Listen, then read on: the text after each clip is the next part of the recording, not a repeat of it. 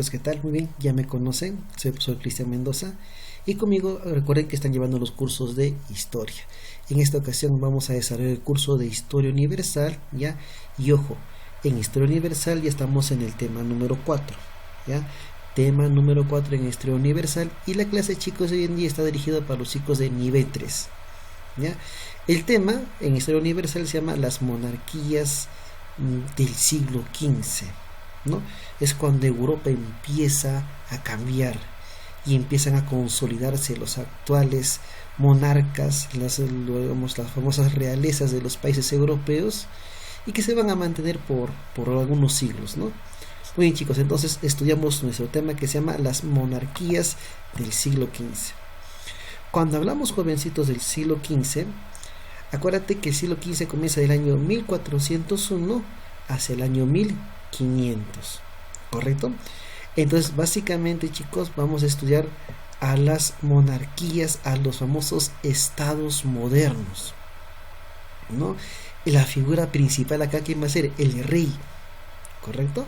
Comencemos entonces por la introducción.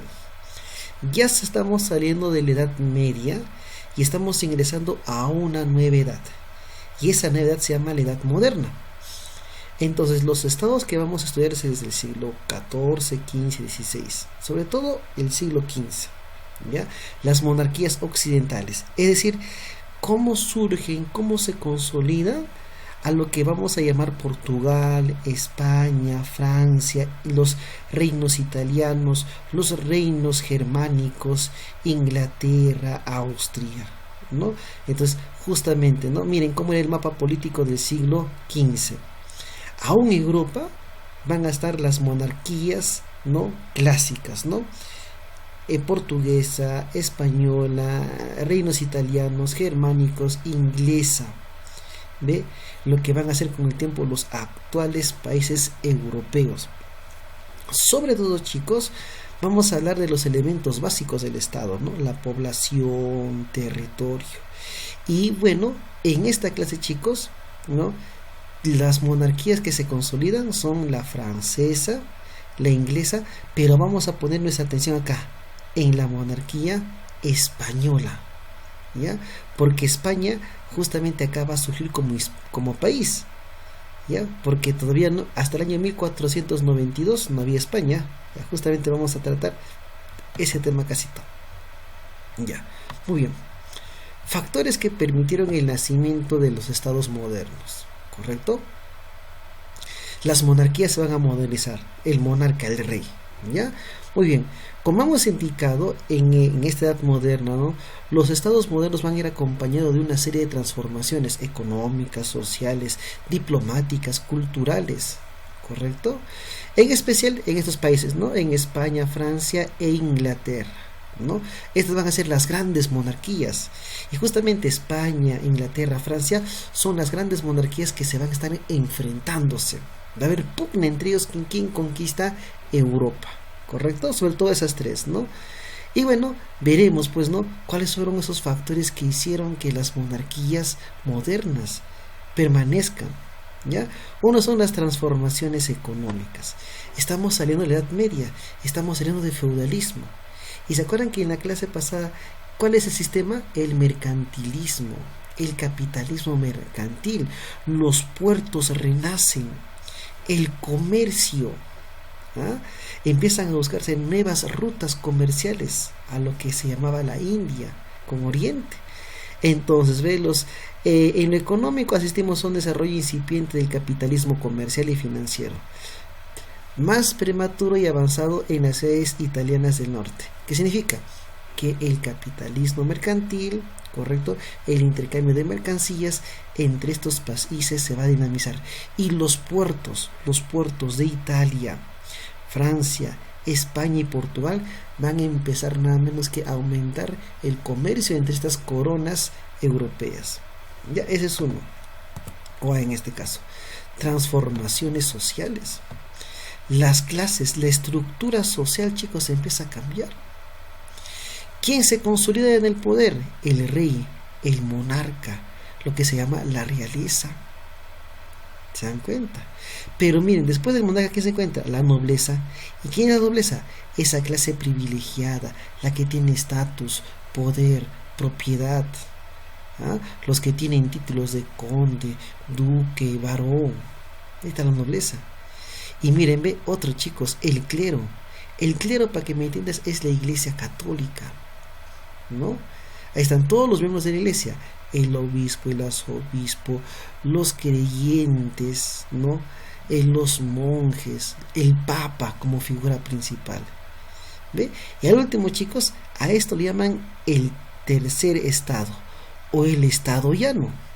¿Y cómo es el estado llano? El tercer estado es donde se encuentra el pueblo, el campesino desposeído de sus tierras, sometido, ¿no?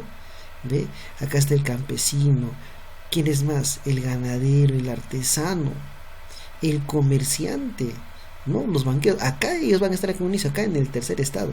Luego van a ascender del poder, ¿no? Era una estructura muy sencilla. Transformaciones culturales. Se trae un invento desde China. ¿Cuál es? Acá mira, ve, la imprenta. ¿Ya? Se da transformaciones culturales. Los libros de los ilustrados, ¿no? Del humanismo y del renacimiento, ¿no?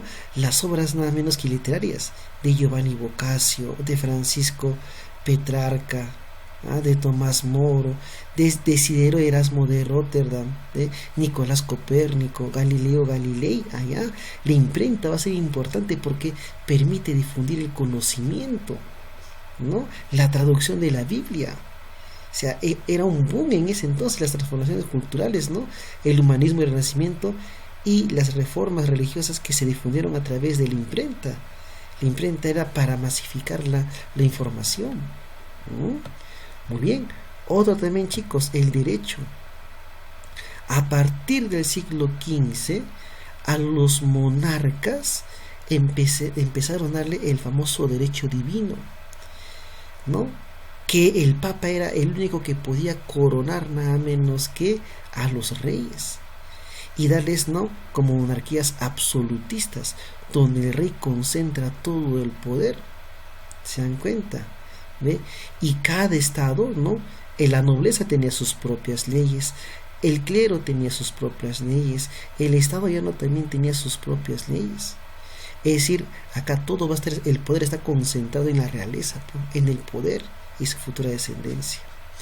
Para mantener a la nobleza, a la realeza en ese estatus, había que tener grandes ejércitos. Y chicos, acá empiezan a consolidarse las coronas más importantes: España, Francia e Inglaterra. Esos tres sobre todo.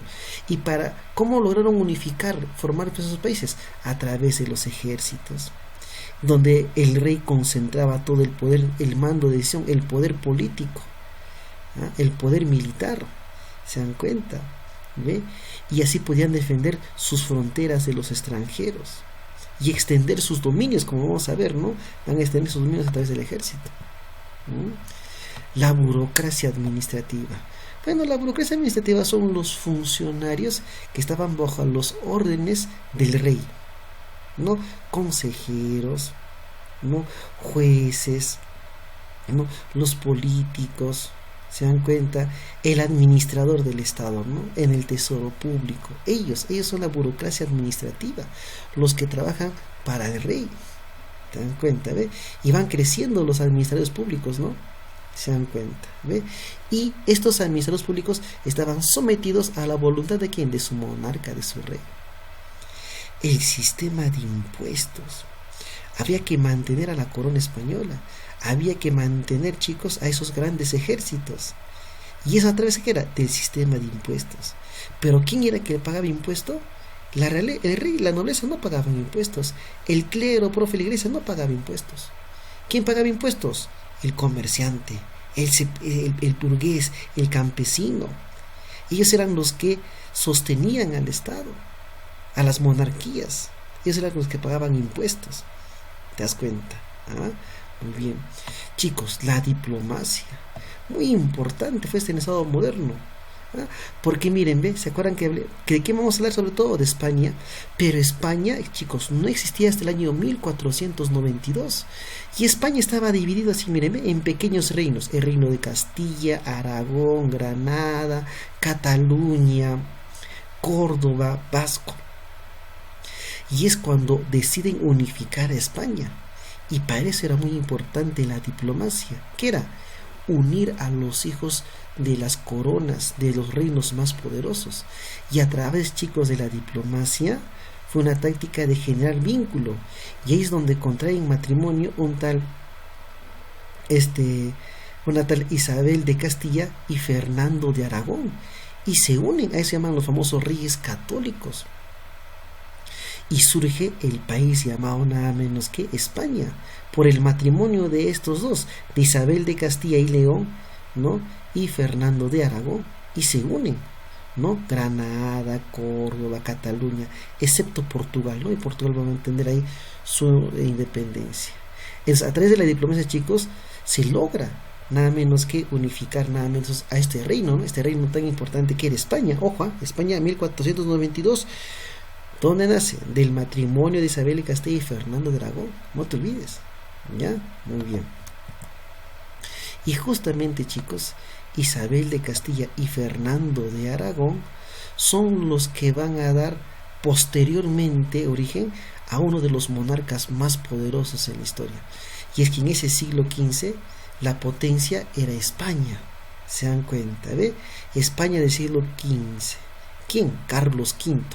Carlos I o también Carlos V. ¿Ya? Profe, ¿cuándo le llaman Carlos I o Carlos V? Ahorita vamos a explicar todo acerca de Carlos I o V.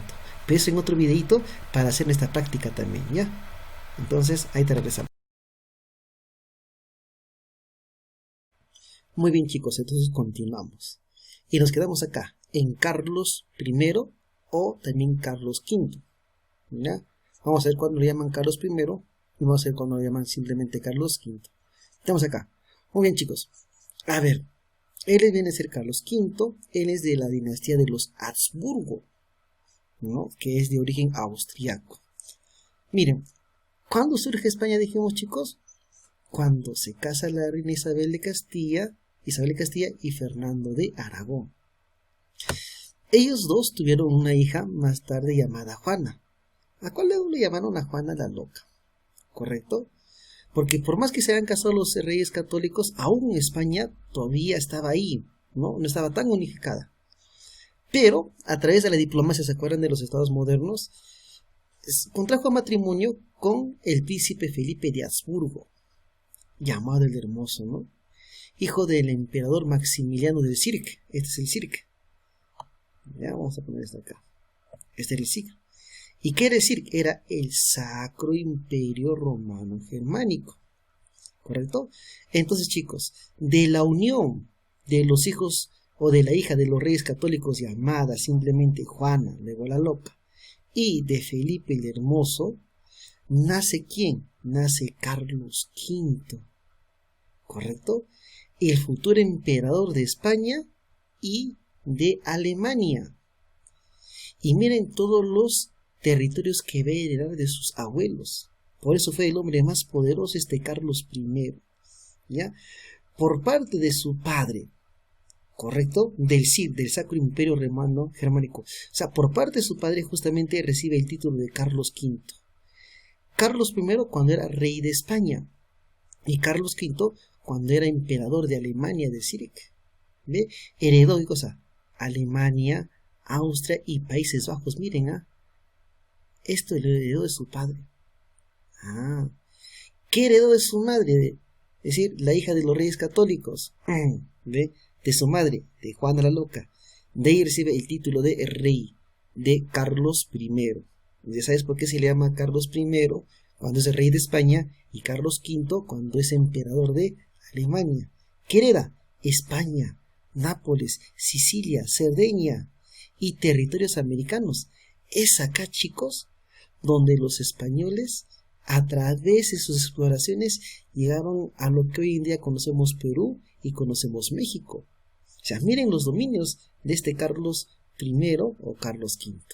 Entonces, miren, en el mapa europeo del siglo XV, miren, ve, Carlos V había heredado esto por parte de ¿quién? De su madre, Hispania, ¿ah? Y por parte de su padre, Austria, Hungría, Alemania, ¿ah? Y también, miren, ve, había heredado a unos herederos de algunos reinos, territorios en Italia, o de los reinos italianos. Pero miren, y acá estaba, chicos, el problema. ¿El conflicto con quién? Con Francia. Porque ¿cuáles eran las coronas más importantes? España está esto rojito, Francia e Inglaterra. Pero sobre todo va a ser con Francia, porque Francia se encontraba en medio. Y van a tener justamente un enfrentamiento, nada menos. Entonces, por eso, chicos, Carlos V es el emperador más poderoso en el siglo XV. Imagínense.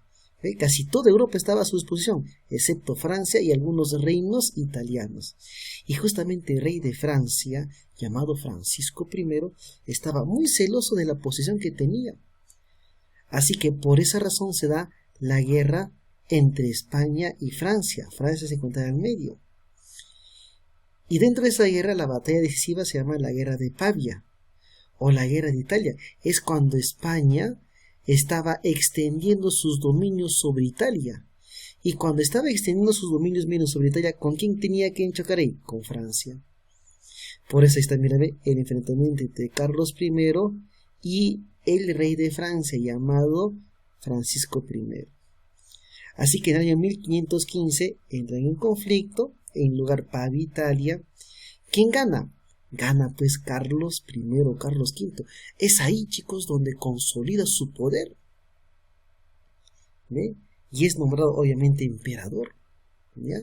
Los contendientes, ¿no? España España y Francia. Pero miren, decisiva victoria del Imperio Español. España gana.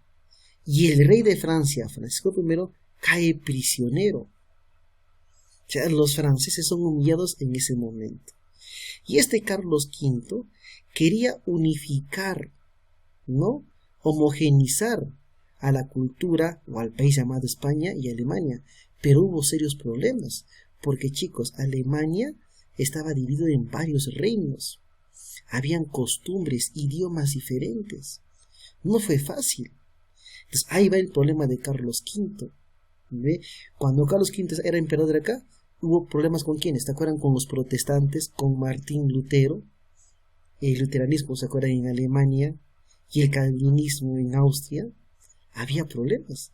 Por eso él no logra consolidar, homogenizar todo su poder, nada menos que en Alemania. Y en España también habían problemas, ¿correcto?